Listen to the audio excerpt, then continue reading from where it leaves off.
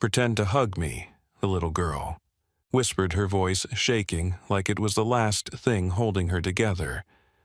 Those 6 words stopped billionaire Michael Carter cold in the middle of a rain-soaked New York sidewalk.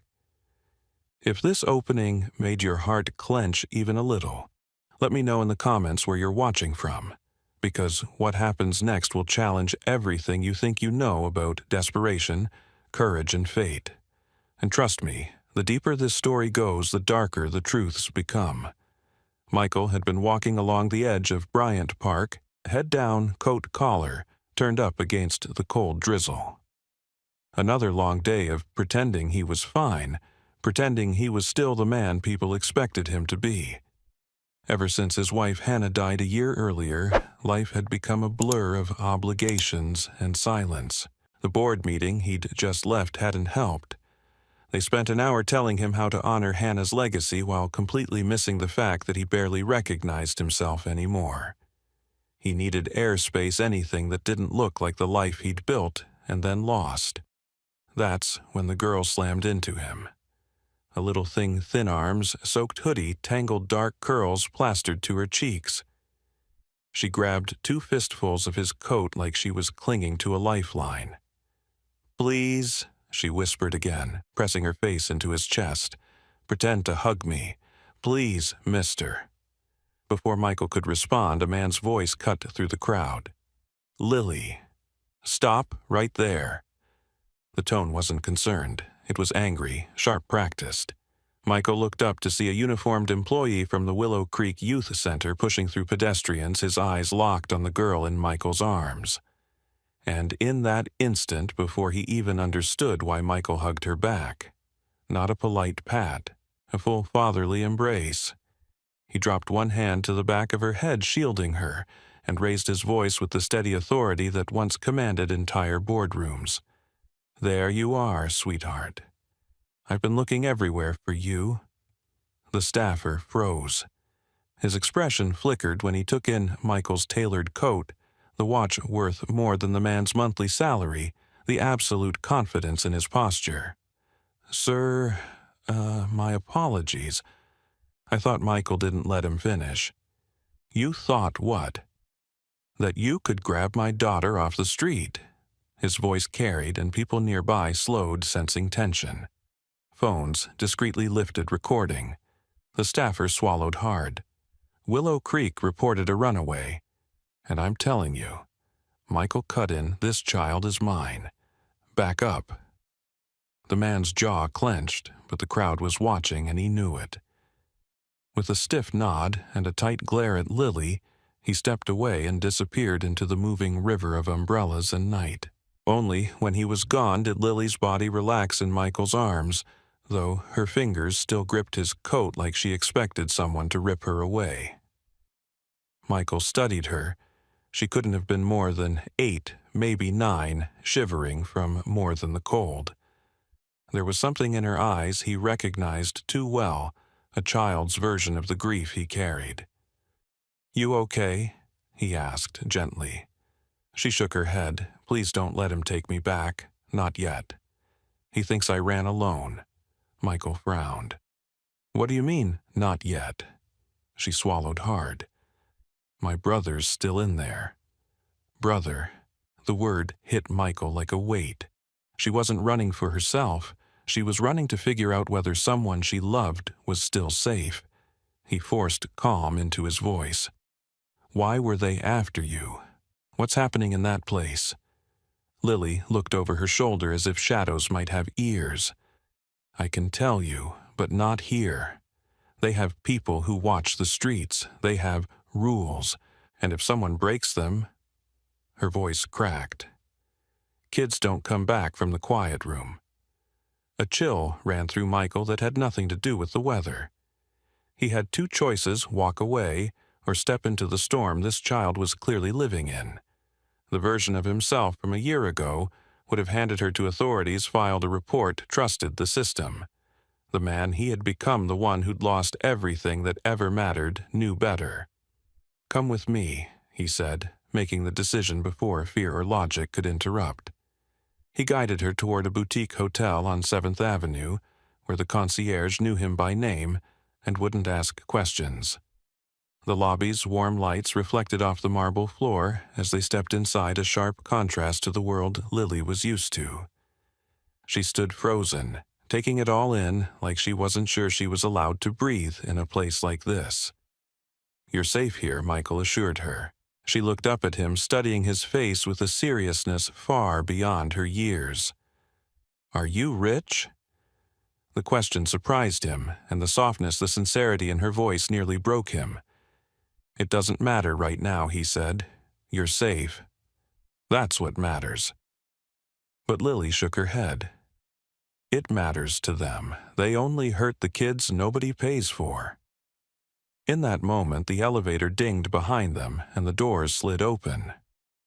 Michael placed a reassuring hand on her shoulder, guiding her inside, as thunder rolled over the city like a warning.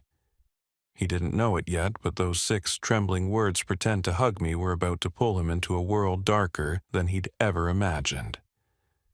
And for the first time in a year, something inside him wasn't numb. Something was waking up. If the beginning already feels intense, stay with this story. The truths Lily carries and the secrets behind Willow Creek are far more devastating than anyone realizes. Michael didn't sleep that night. He sat in the chair by the window of the hotel's suite, watching the lights of Times Square pulse through the fogged glass, while Lily slept curled on top of the blankets, still wearing her hoodie, as if removing it would make her vulnerable.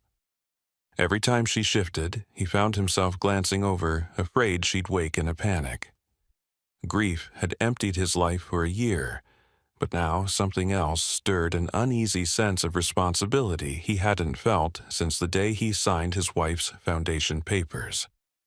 When dawn finally pushed its way through the city, Lily was already awake, sitting cross-legged on the carpet with a plate of room service toast in front of her. Except she wasn't eating. She was wrapping half the toast in napkins and slipping them carefully into her backpack. "You don't have to hide food," Michael said gently. She stiffened. "I know." But she didn't stop. It wasn't logic. It was survival. She had learned it somewhere that didn't teach kindness. He made her hot chocolate. He remembered that Hannah used to make it when she worked with kids at the community center, and slid the mug toward her. Lily cupped it with both hands like she was holding warmth for the first time in months. Only after she took a sip did he say, "Lily, you told me last night your brother is still at Willow Creek." "What's his name?" "Noah," she whispered. "He's 5. Michael felt something twist in his chest. "And you ran because you were trying to help him." Her chin trembled, but she kept her voice steady.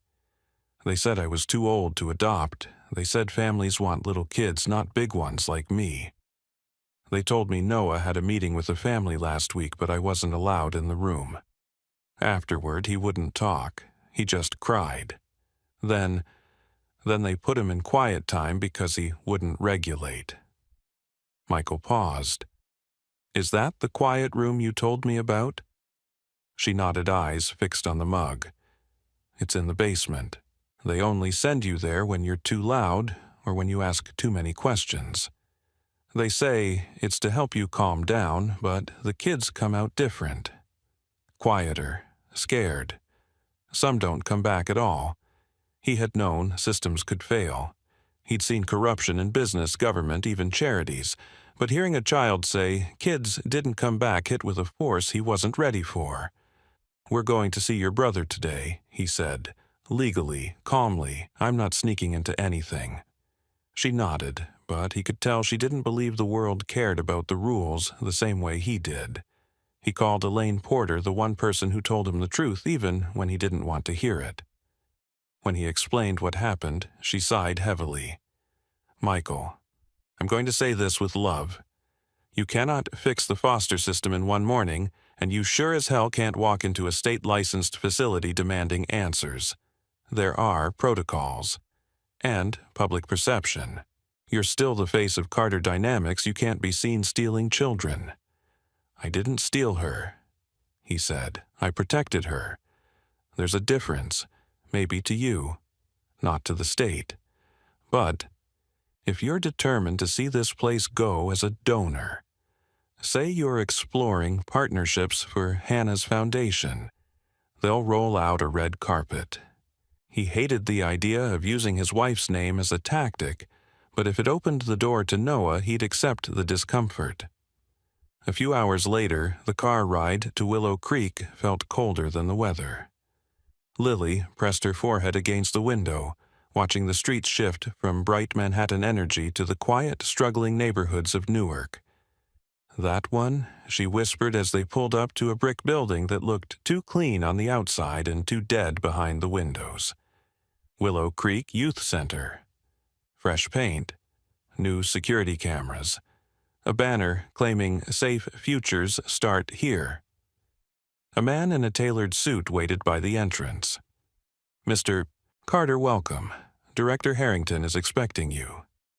She was thrilled when she heard the Carter Foundation might support our expansion initiative. The lie tasted bitter, but Michael followed him inside. The lobby smelled like disinfectant and old carpet. Bright posters lined the walls, pictures of smiling children that felt staged. Manufactured.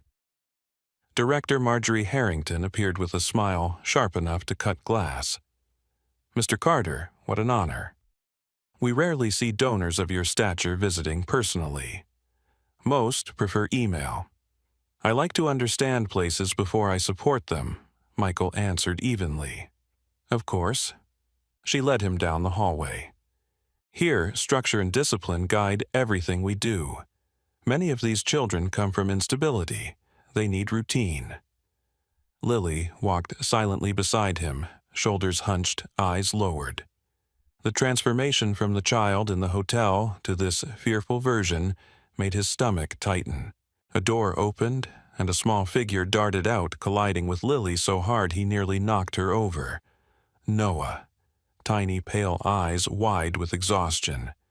He clung to her like someone drowning, grabbing a rope. "Lily," he cried, voice cracking.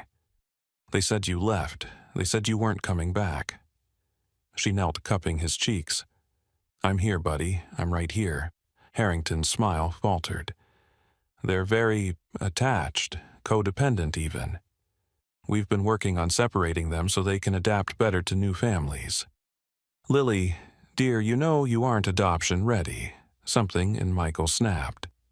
"Who decides that we evaluate based on behavior? Lily has shown difficulty accepting authority. She questions too much." Michael raised an eyebrow. "You don't want kids who ask questions."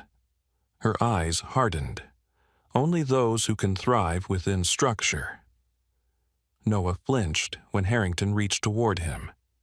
That tiny involuntary recoil told Michael everything he needed to know. He saw the locked door at the end of the hall, the keypad, the way kids avoided looking at it. He saw the fear disguised as discipline, the silence that came from punishment, not safety. He kept his voice calm, professional. "Director Harrington, thank you for your time. I'd like to schedule a follow-up visit with my legal advisor." Her smile returned instantly. "Of course, we'd be delighted." But she knew, and he knew she knew. When they stepped outside, Lily and Noah both gripped his hands like they didn't trust the world not to pull them away. Elaine's words echoed in his mind, but he ignored them. Because something had shifted inside him, something fierce, something awake. He had entered Willow Creek as a donor. He walked out as a man ready for war. Michael had spent most of his adult life believing that facts were enough to fix anything data strategy money. But the morning after his visit to Willow Creek, as he sat across from Carlin Guyen in his Upper West Side penthouse, he realized facts meant nothing unless you were willing to face the truth they revealed. The quiet hum of Manhattan traffic below felt strangely out of place, while Carla spread out files, printouts, and screenshots across his dining table like she was reconstructing a crime scene. "I've only had 24 hours, Carla said, tapping a stack of folders. "But I've already found more red flags than I've seen in some criminal investigations." And Michael, I've worked cases involving trafficking fraud and abusive residential programs.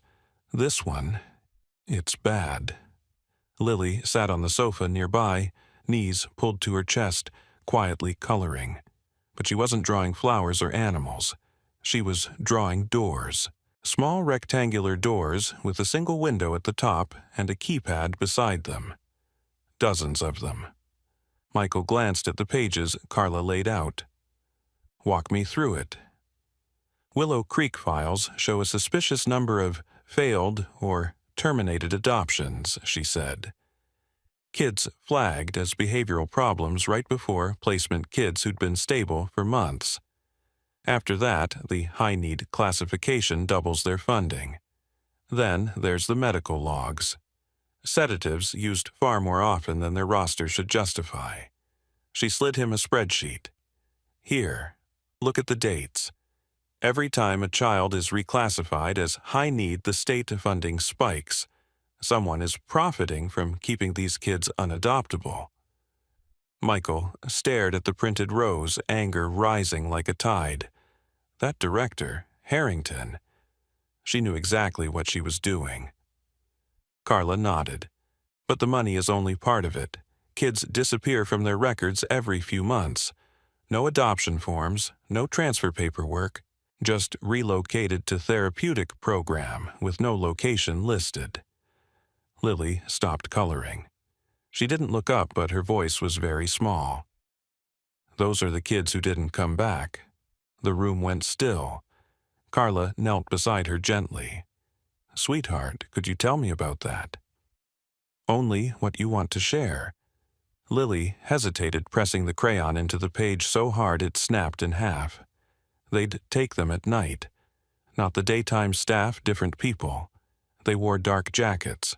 They didn't talk to us. Mrs. Harrington would take the kid downstairs first. She said they were going to meet a special family. Michael felt cold creep up his spine. And did they? Lily shook her head. No one ever saw them again. Noah said he heard screaming once. I told him it was probably a bad dream, but I don't think it was. Carla set a comforting hand on her back. You're being very brave, Lily. The girl took a shaky breath. The quiet room is where they send you before you disappear. She lowered her voice even further. It's where they try to break you until you stop fighting. Michael closed his eyes for a moment. It wasn't just abuse. It wasn't just neglect. Something systematic was happening. Something calculated. And he had only seen the surface. That afternoon, everything escalated. A pounding knock shook the penthouse door. Michael opened it to find two uniformed officers and a woman holding a CPS badge. Denise Clark. Early 40s, crisp suit expression, strained with moral certainty. Mr. Carter, she said, we're here because Willow Creek Youth Center has reported a missing child. We have probable cause to believe you're interfering with lawful custody. We need to speak with Lily immediately. Lily darted behind him, trembling. Michael stepped forward, blocking their entrance. She's safe here. You're not taking her anywhere without a court order. Denise sighed. You're a public figure. I respect that this might be emotional, but this girl belongs in a licensed facility, not with a man she met on the street. A billionaire playing hero is not a legal guardian. She ran because she was terrified, Michael said sharply. Maybe start by asking why that is. That's not your decision to make, she countered. Move aside. Carla, who had been reviewing files at the table, stood and flashed her private investigator license. Actually, under New York law, he has every right to request counsel and decline voluntary interviews for the child until we complete a safety assessment. And based on her injuries and statements, Willow Creek should already be under review. Denise stiffened but didn't retreat. Michael, the more you resist, the worse this looks. The state doesn't take kindly to wealthy men involving themselves in vulnerable children's lives without oversight. Michael pulled out the evidence. Carla had compiled incident logs, financial inconsistencies, staffing violations. then explain this.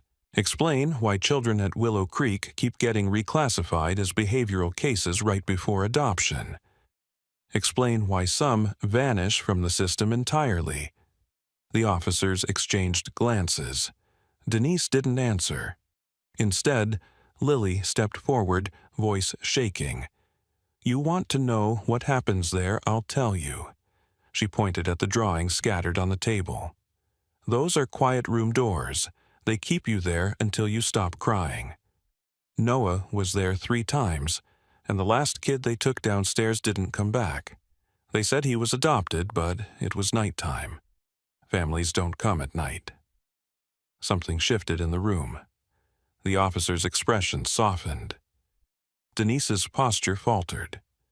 Carla added quietly, "We have enough for a formal report to the state attorney's office, and we've contacted an FBI liaison who specializes in child exploitation cases." Denise exhaled slowly, the certainty draining from her face. "If what this child is saying is true, this is bigger than my department." Michael crouched beside Lily. "You did the right thing speaking up. None of this is your fault." Lily wiped her eyes with her sleeve. "Are they going to take me away?" "No," he said with a certainty he didn't have 24 hours ago. "I won't let that happen." Denise hesitated at the door before leaving. "Mr. Carter, keep her safe tonight. Someone from Federal Services will contact you within hours." As the door shut, Lily climbed into the chair beside Michael, small hands resting on a drawing of the quiet room. She whispered, "I remember more. The kids who didn't come back. I know their names." Michael looked at Carla, then at the evidence spread across the table. He understood now that saving Lily and Noah wasn't the end goal. This was only the beginning of exposing something far more dangerous, something that counted on people like him staying silent. Michael had spent the first half of his life building an empire, but nothing, not boardroom battles, not billion-dollar negotiations, had prepared him for the war he was stepping into now.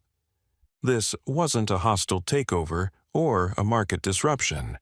It was a fight for children who had been forgotten, silenced, and pushed into darkness by a system meant to protect them. By the next morning, his penthouse had become an improvised command center. Screens glowed with spreadsheets, maps, digital files, and scanned records Carla had dug up overnight. She was still in yesterday's clothes, a half-finished cup of coffee beside her, eyes sharp despite the exhaustion.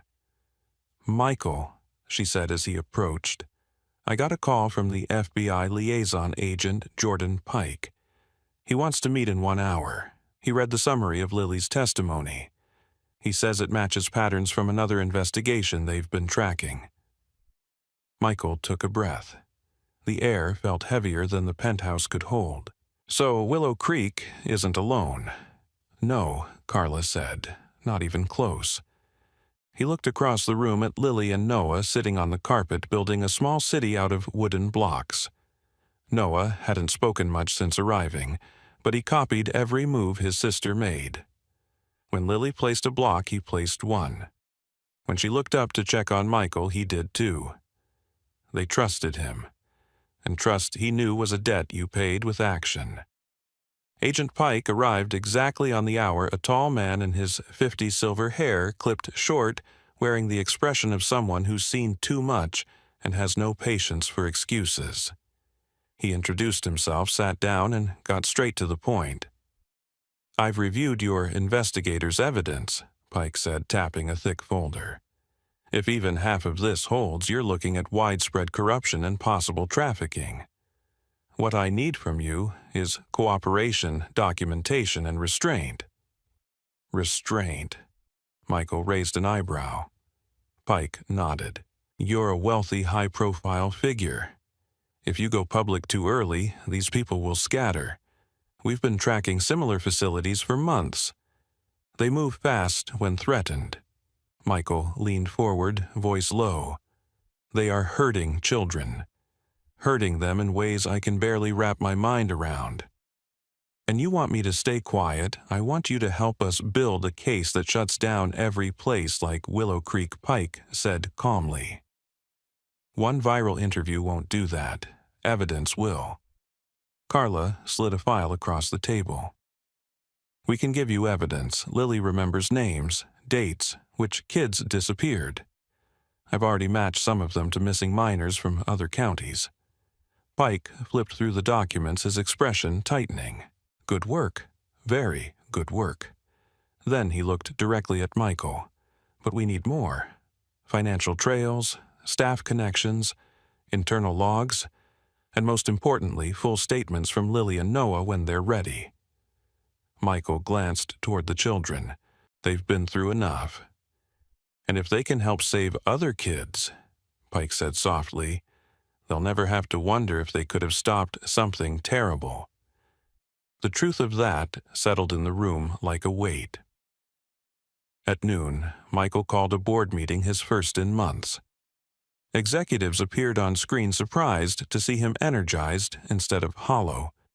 He didn't explain everything, he only told them what mattered. Effective today, he said, I'm allocating $50 million to create a new division under the Carter Foundation focused on child safety investigative support and emergency relocation programs. His CFO blinked. That's Michael. That's a large number to commit without. It's the right number, he said, voice firm, the right cause, and I'm not asking for permission. The vote was unanimous within seconds. While the board approved the funding, Carla and Pike began coordinating with federal analysts to trace Willow Creek's financial networks. The deeper they dug, the darker everything became. Multiple facilities linked to the same donors. Shell companies funneling money into youth development programs. Out-of-state transfers with no documentation. Staff members who had worked at 3, sometimes 4, troubled facilities in a row. Carla slammed a file shut. This is organized, sophisticated. They hide behind bureaucracy and loopholes. They count on people not caring enough to push back. Michael stood at the window overlooking the city cars inching along, people hurrying on sidewalks, skyscrapers gleaming under winter sunlight. For years he had built things, software systems, financial platforms, innovations that changed industries. But none of it felt as urgent as necessary as this crusade. We'll push back, he said, harder than they've ever been pushed. That evening he made the call Pike had warned him to postpone, but Michael wasn't asking permission. He reached out to a journalist he trusted, someone with a reputation for exposing broken institutions, Dana Ruiz from the New York Sentinel. Dana, he said when she answered, I can't give you everything yet, but I can give you enough.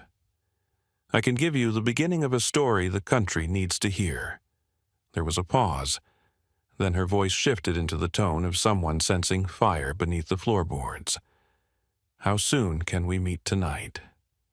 After hanging up, Michael joined Lily and Noah at the table where they were drawing again.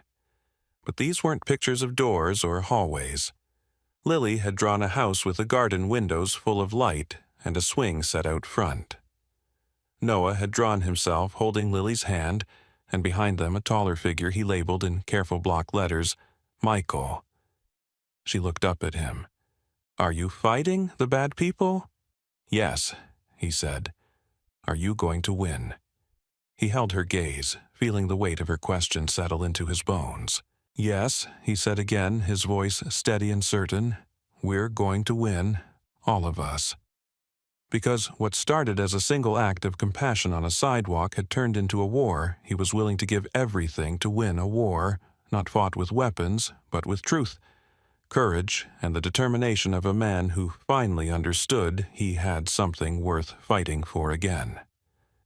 6 months later, Michael found himself sitting in a quiet family courtroom in Lower Manhattan, a place where lives weren't argued so much as rewritten.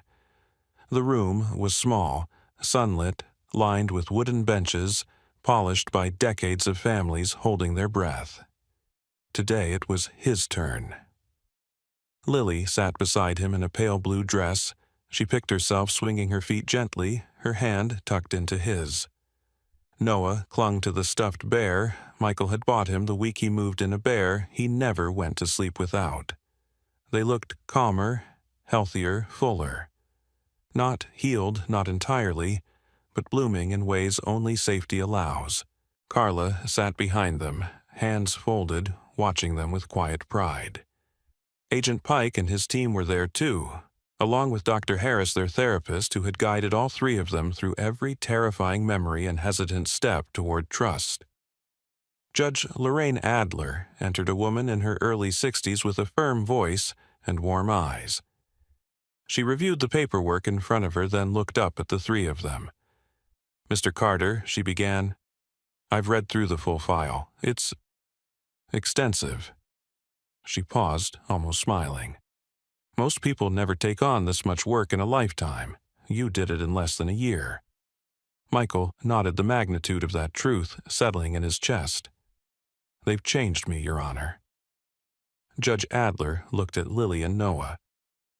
"Children, do you understand why you're here today?" Lily nodded with the quiet confidence she'd earned the hard way.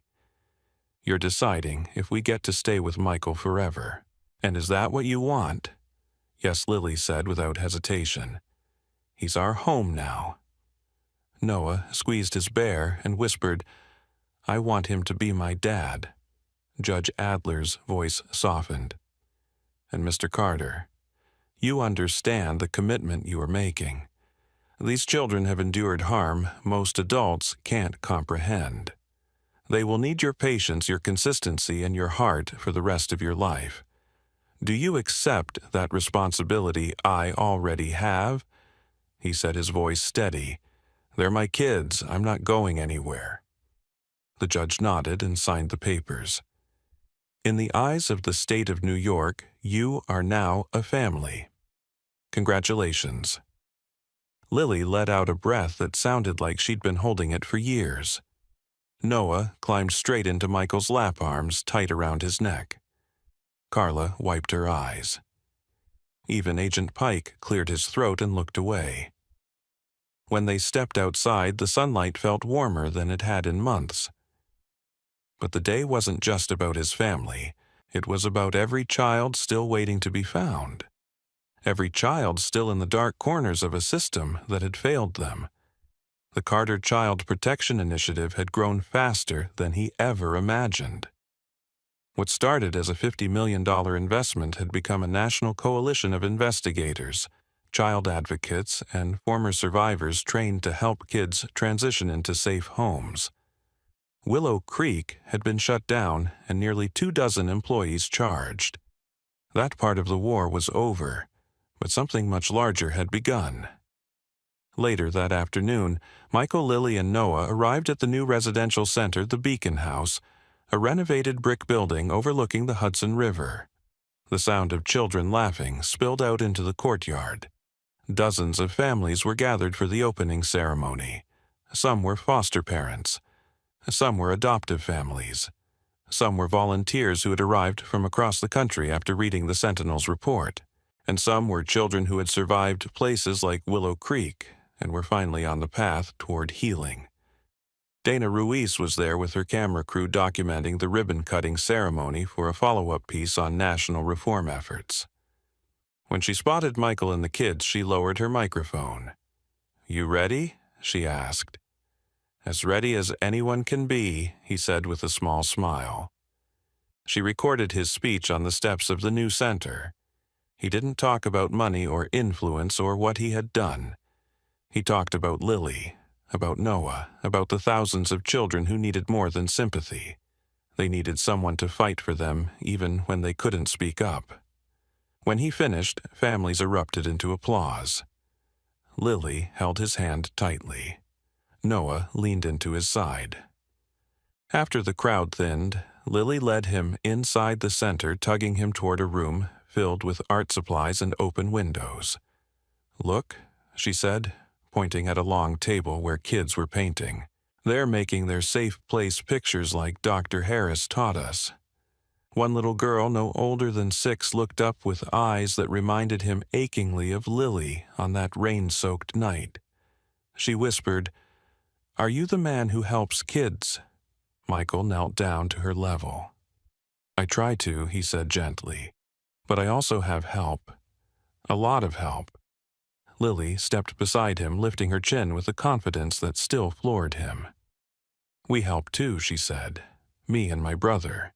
We know how scary it is to feel alone." The girl nodded, then reached for a paintbrush. Michael stood up, watching the room fill with colors and laughter and possibility. A year ago, he had been a man drifting through grief, convinced he had nothing left to give. And then, a little girl he'd never met had collided with him on a Manhattan sidewalk and whispered the words that changed his life forever. "Pretend to hug me." But the hug had never been pretend. It had been a beginning, a lifeline thrown to both of them. That night, back home, the 3 of them curled up in the living room. Noah drifted to sleep, first, warm against Michael's side. Lily stayed awake a little longer, watching him with a thoughtful expression. "Michael," she said quietly, "remember when I asked if you were going to win? I remember." "You did," she said. "Not just for us. For a lot of kids." He brushed a strand of hair from her face. "I didn't win alone." She leaned against him, safe, settled, certain in a way that still humbled him. "It started with a hug," she murmured. "A real one." He held both children, close the room, filled with soft lamplight and the steady comfort of home. And for the first time in his life, he understood something simple and powerful. Some victories aren't loud. Some don't look like triumph. Some are just the quiet, steady sound of children breathing safely in the dark. The hug that was supposed to be pretend had become everything family purpose and a promise he intended to keep for the rest of his life. In the end, Michael's journey was never really about power, money, or influence. It was about a moment, a single trembling whisper on a stormy Manhattan sidewalk that cracked open a heart he thought was permanently closed. When Lily pressed herself into his coat and begged him to pretend to hug her, she unknowingly awakened a man who had been sleepwalking through grief. And he, without realizing it, had stepped into the role she had been desperately searching for, a protector and anchor, and eventually a father. Their story unfolded in ways neither of them could have imagined. What began as an impulse to shield one frightened child became a battle against a broken system that had swallowed too many voices. Noah's fragile silence, Lily's fierce courage, Carla's relentless digging, Agent Pike's determination, and the thousands of children hidden in the shadows, they all pulled Michael deeper into a world he could no longer ignore. And he didn't walk away. He stayed. He fought. He invested everything he had, including the pieces of his heart he thought were long gone. Through their journey, a billionaire learned that true wealth isn't measured in stocks, properties, or influence. It's measured in the lives you lift up and the people you refuse to abandon. A 7-year-old girl learned that not all adults break promises. A small boy discovered that safety isn't a dream, but a place you can actually live in. And a nation learned that corruption can hide behind paperwork and polite smiles, but it cannot survive the truth told fearlessly by those who lived through it. Their story didn't end with the courtroom judgment or with the opening of the Beacon House. It continued each evening when Noah fell asleep without nightmares each morning, when Lily walked into school with confidence instead of fear. It continued with every child the Carter Initiative rescued, every family strengthened, every survivor who found their voice again. Their lives became proof that healing is not about forgetting. It's about rebuilding with people who stand beside you through every storm. And now, the deeper message of their story belongs to you, the audience. If this journey teaches anything, it's that compassion is powerful. Listening is powerful. Taking action, especially when it feels inconvenient or frightening, is powerful beyond measure. You don't need to be a billionaire to change someone's life. Sometimes all it takes is noticing the person who feels invisible, speaking up when silence feels safer, or offering kindness when someone least expects it. The world changes in small human moments, moments just like that hug on the sidewalk. So ask yourself, where can you make a difference today? Whose life could you touch even in a small way? And what fear, doubt, or grief is holding you back from stepping into the purpose you were meant to claim? Because every one of us has the capacity to turn a moment into a miracle. If this story moved you, if it made you think differently about courage, justice, or the quiet battles people fight every day, please consider supporting this channel.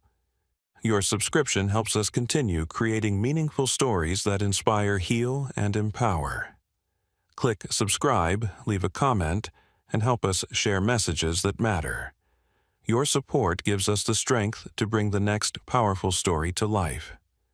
Thank you for being here and for caring.